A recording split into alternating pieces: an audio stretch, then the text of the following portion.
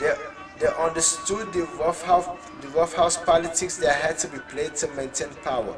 But they also understood that race was a defining issue, not just politically but morally, and that ultimately a president would have to take a stand for what was right, for what he truly believed in. Yo, we cannot depend on this motherfucker to do that. That's why we gotta read and vote, yo. We cannot depend on this motherfucker Trump to do that shit, yo. We cannot. Not at all. We cannot.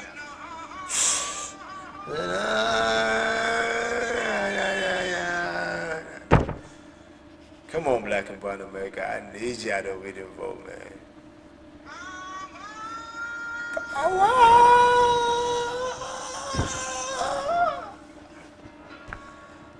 Come on, y'all.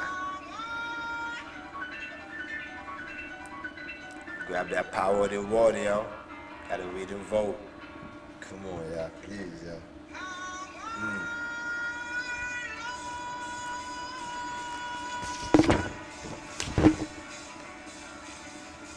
But they also understood that race was a defining issue, not just politically but morally, and that ultimately a president would have to take a stand for what was right, for what he believed in, and that he couldn't continue to survive by making a series of feints and hints towards true change while maintaining credibility among rabid racists.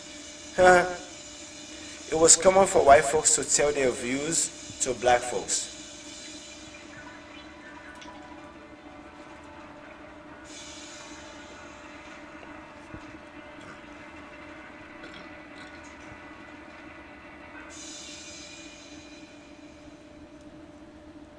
It was common for white folks to tell their views to black folks. Black people constantly, endlessly, helplessly listen, and then listen some more. As servants, friends, colleagues, and allies, even to white folks' fears, desperations, and desires, their hopes, hates, and heights, their lows too, their depression and exhilaration, their pains, their plans and pains, their utterly ordinary and unsurprisingly mediocre lives. They did so without pausing or being asked to speak of their own lives and fears, their own apprehensions and terrors, their own deferred dreams and chilling nightmares. The way someone as simple as the slip of a tongue, the glance of an eye, a whistle, might send them to their graves, disappearing into the very nothingness that white folks never noticed they had come from, and would return without fanfare or acclaim, without the gentle recognition of their humanity or magic or majestic ordinariness. Yo, that is such a tongue-twisting, awesome-ass paragraph here. Unless you have this book in front of you right now and you were reading it while I was at that part right there, unless you were doing that, that was all messy. But yeah, that gave me an idea though, y'all. Those 62 million folks, yo, for real, like I was saying, they need to go deport it back to Europe. They need to do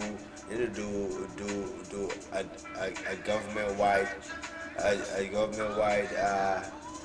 DNA testing by Ancestry and 23andMe and all that, and find out where every 62 million people who voted for Donald Trump. Let them find out where they're from, where their ancestors from.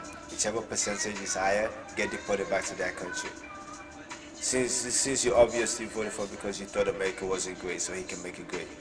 He's not making it great. Not at all. He's making it less great, by the way. But I digress. It was common for white folks to tell their views to black folks. It was common for white folks to tell their views to black folks. Black people constantly, endlessly, helplessly listen, and then listen some more.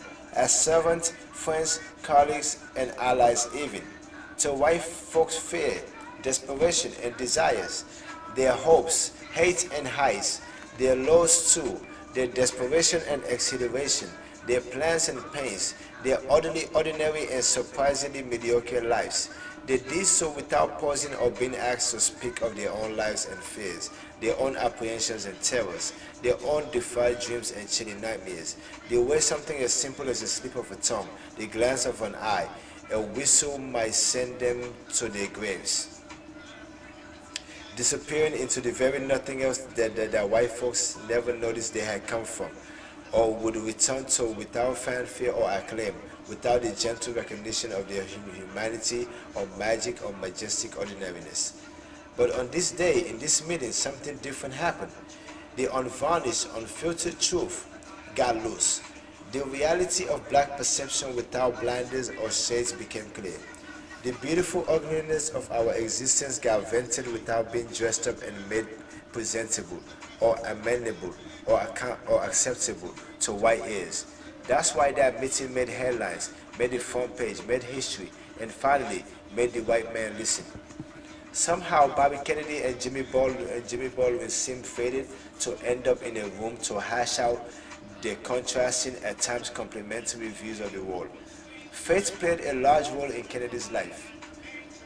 He was the third of four boys in a family of 9 children, and if birth order has meant anything, then Bobby's later arrival and his slighter stature weighed on him his entire life.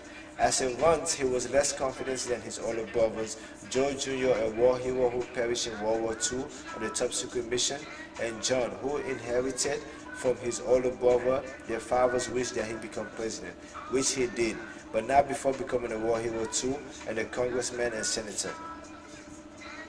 Bobby was forever in their shadows. The younger Kennedy fought hard to overcome a lonely childhood in which he felt invisible and inferior and at times isolated and excluded. The teeming despair of his early years could prove essential to Kennedy finally grasping, however tentatively, the way American apartheid punished black children and their families.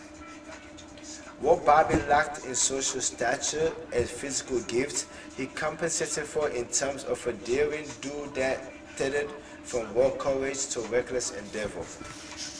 He took readily to an existentialist creed of molding one's life out of the materials of the given time and space of one's days, while clinging tenaciously to a Catholic faith in the Almighty, a faith put constantly in peril by the tragedies of the human plight.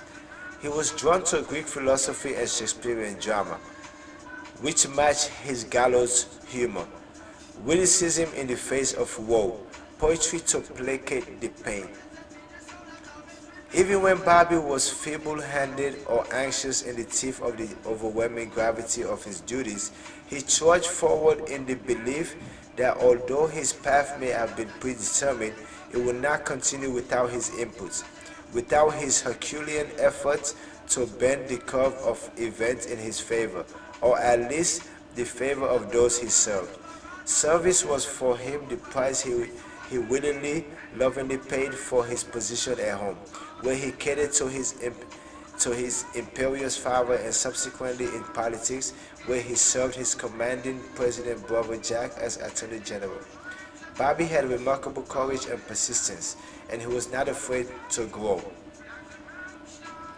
as a human being.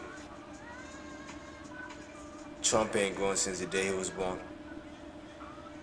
Some of the change was dramatic. After being a loyal apologist for Joe McCarthy in the 50s, he developed a tough-minded empathy for the genuinely less fortunate in the 60s. He eventually became a man that the masses could identify with. His appeal was wide. He was beloved by the dusty, impoverished stalwarts of Appalachia, as well as by the desperately poor denizens of the inner city. An impressive swath of the ideological spectrum from left to right claimed him as inspiration and icon. But he also flashed signs of troubling racial sentiment. Even as a liberal, there were corners of offense in his racist appeals to the white electorate. For instance, he trotted out a bit of racial paranoia when he declared in 1968 before the California primary that his Democratic rival Eugene McCarthy wanted to move 100,000 black folks into Orange County.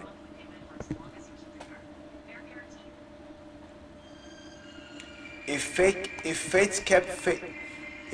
kept pace with Bobby, measured his gait, and dictated his political preambulation, then to a degree, it fit the roots and rise of Jimmy Baldwin too. Baldwin was born in Harlem, which is to say in a mythological terrain that held great esteem among Negroes as the cultural epicenter of Black America.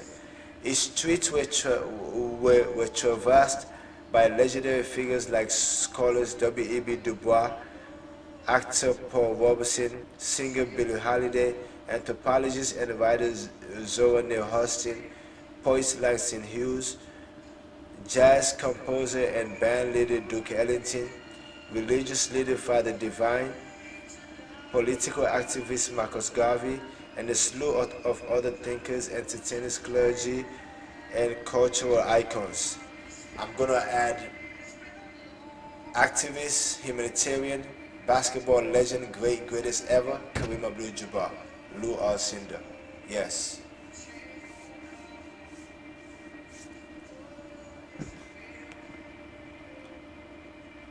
There were colorful outlaws too, like drug traffickers, bootleggers, and occasional pimp Bumpy Johnson, and Stephanie St. Clair, a mob boss at the helm of myriad criminal enterprises, most notably a numbers empire. Baldwin was born and reborn for a spell at least in the Holiness Pentecostal Church, and cut his teeth as a boy preacher at the Fireside Pentecostal Assembly Storefront Church. The cult of morality and the culture of respectability mixed with white supremacist blistering attack on black culture as a source of evil and ethical perversion. Baldwin internalized the withering self-scrutiny and moral debasement of the extreme forms of belief embraced by many black Pentecostal adherents. Baldwin's preaching had a lasting impact. The language of the King James Bible sounds throughout his verbal universe. Baldwin's stately eloquence and formal precision defeat the belief that black folks are dull and inarticulate. He drank, he, he drank deeply from Western literacy and it washed over his vast learning. Henry James left his mark on Baldwin's prose in the rhythm of his sentences and the impressionistic portraits of experience. But the emotional and moral center of black existence flamed in his rhetoric too. Fire burned in his literary craft, cleansing, purifying fire, the kind that burst into tongues in his Pentecostal youth, and the hot moral fire of his social prophecy. Jimmy raged against the dying of the moral light and fought fire with fire by unleashing his fury on the racial hell from which he sought to deliver our nation. Baldwin, like Bobby, was diminutive, and more than that, experienced the vulnerability and vitality of being gay. Besides the hostility it evoked, his queerness draped his frame, inflicted his speech, and added zest to his verbal flourishes. Man, I was a black man in the 50s and 60s. Being gay? Bro, yeah. And you live to write and talk about it? God had your back. You know what I mean? I'm just saying, man. Whichever God that you begin, whichever God anybody believes in, my God included, Allah had your back, brother. Besides the hostility it evoked, his queerness draped his frame, inflicted his speech, and added zest to his verbal flourishes. He was a man who believed at first that he was ugly, just as he had been told in his youth, but discovered belatedly that he wasn't ugly after all. His ugliness disappeared when our disdain for Negro noses and lips got shown for what it is, a hatred of the black self that often scars the black psyche. Ethnic self-hate. And like Bobby, Baldwin had forsaken the God of his youth, only to discover a richer register of love that echoed through his sentences and fed the heart of his witness and prophecy. Baldwin, the grandson of an enslaved man, and surely that fact haunted him and opened up worlds of opportunity too, since it gave him purchase on a history that seemed ancient to others, was obsessed with love because it had eluded him, at times at home with a brutal, self-hating stepfather, at times among jealous black writers and intellectuals, and even among civil rights leaders he admired, like Martin Luther King Jr. King complained in a conversation secretly captured by the FBI of appearing with Jimmy on television. He was, quote, put off by the poetic exaggeration in Baldwin's approach to race relations, close quote. But like Bobby, Baldwin persisted. He ran off to France and eventually Turkey, seeking less polluted racial air, but returned to fight shoulder to shoulder with his comrades at home. Yeah, he realized that they're racist as fuck over there too. Probably it's on a worse level, just on a different scale. You know what I mean? Like, American racism is more of an institutional, embedded already, long-term deal, you know what I mean? Over there though, they just don't like it because it don't matter if you're from America, you just remind them of the fact that you're from that continent known as Africa, you know what I mean? Not all, but just like that should make me sad. Make me feel sad as shit. But like Bobby, Baldwin persisted. He ran off to France and eventually Turkey, seeking less polluted racial hair, but returned to fight shoulder to shoulder with his comrades at home. And all the while he was writing, speaking, thinking, loving, refusing to give in to despair, but driven, often by a hopelessness that secured his appeal among whites who depended on his criticism of the present as an affirmation of a possible future, and among the vast congregation of black folks who loved God and who couldn't understand why evil often prevailed but were afraid to ask. Baldwin, the lapsed Pentecostal, was their preacher, speaking elegantly of the chaotic truths that ganged up on precious souls trying to make heads or tails of existence, in the same way that Bobby, a chastened Catholic, was the mouthpiece for millions who struggle with faith in truth of service, in service of truth. It was only a matter of time before these warriors for justice converged, and it was perhaps even inevitable that they collided.